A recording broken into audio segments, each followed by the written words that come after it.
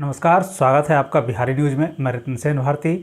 आज हम बात करेंगे बैंकों के नियमों में होने वाले बदलाव को लेकर। कोरोना वायरस को लेकर बैंकों के नियमों में एक बड़ा बदलाव होने जा रहा है। देश समेत प्रदेश में कोरोना संक्रमित मरीजों की संख्या में लगातार वृद्धि हो रही है। इसको देखते हुए कई ऐसे राज्यों में लॉकडाउन लगा दिया गया है, तो कई राज्यों में कई तरह की पाबंदियां लगा दी गई है। ऐसे में कई संस्थाओं ने भी अपने काम में बदलाव किया है। ऐसे में अब इंडियन बैंक एसोसिएशन यानी कि IBA ने कोरोना के बढ़ते मामलों को देखते हुए देश भर में बैंकों को एडवाइजरी जारी की है। इसमें बिजनेस आवर्स यानी कि काम के घंटे कम करने और केवल जरूरी सेवाएं जारी रखने की बात कही है। एडवाइजरी में कहा गया है कि बैंकों के कामकाज के घंटे कम किए जा सकते हैं। इसके साथ ही बैंक कर्मियों को वर्क फ्रॉम होम की संभावना पर भी विचार किया जा रहा है। इधर IBA के अधिकारियों का कहना है कि पिछले साल लगे लॉकडाउन के दौरान बैंकों में कामकाज की कंटिन्यूटी बनाए रखने के लिए 2 एडवाइजरी जारी की गई थी, लेकिन इस बार स्थिति अलग है। आपको बता दें कि अलग अलग राज्यों में अपने अपने हिसाब से लॉकडाउन जैसी पाबंदियां लगाई गई है। ऐसे में स्टेट लेबर वर्कर्स कमेटियों को परिस्थितियों के हिसाब से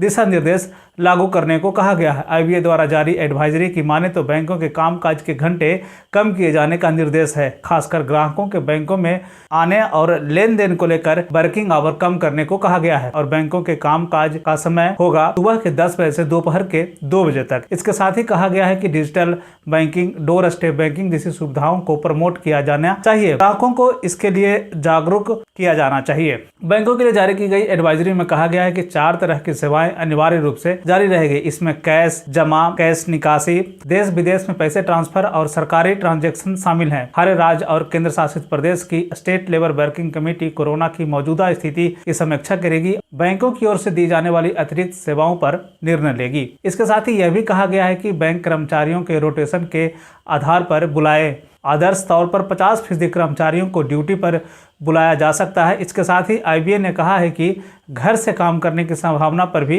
विचार करने को कहा गया है। हालांकि IBA ने साफ साफ कहा है कि यह कार्य की प्रकृति और कर्मियों के पद और संख्या के आधार पर निर्भर करता है। इसके साथ ही IBA ने यह भी कहा है कि बैंक कर्मियों को अपने ही परिवार के सदस्यों को वैक्सीन लगवाने के लिए प्रोत्साहित किया जाए। इधर वित्त मंत्रालय ने भी राज्य सरकारों से कहा है कि 1 मई से होने वाले टीकाकरण अभियान में बैंक कर्मियों को फ्रंटलाइन वर्कर के तौर पर प्राथमिकता दी जाए। इसमें बैंक और बीमा कंपनियों के अधिकारियों और कर्मचारियों को शामिल करने को कहा गया है। आपको बता दें कि IBA ने बढ़ते कोरोना के मामलों को देखते हुए इस तरह के निर्णय लिया है। देश में बढ़ते कोरोना के मामलों को देखते हुए IBA ने एडवाइजरी जारी करते हुए कहा है कि United forum of bank union ने IBA के चेयरमैन राज किरण राव को भेजे पत्र में कहा था कि बैंक ब्रांचेज के ग्राहकों को आना लगातार जारी है। हर तरह की सेवाओं में ग्राहक ब्रांच आ रहे हैं और इससे संक्रमण को फैलने का खतरा बना हुआ है। IBA ने यह भी कहा कि बैंक कर्मचारियों के लगातार संक्रमित होने, अस्पतालों में उनके भर्ती होने और कईयों की मौत होने की सूचना चिंता बढ़ा रही है। UFBA ने पिछले हफ्ते वित्तीय सेवा विभाग के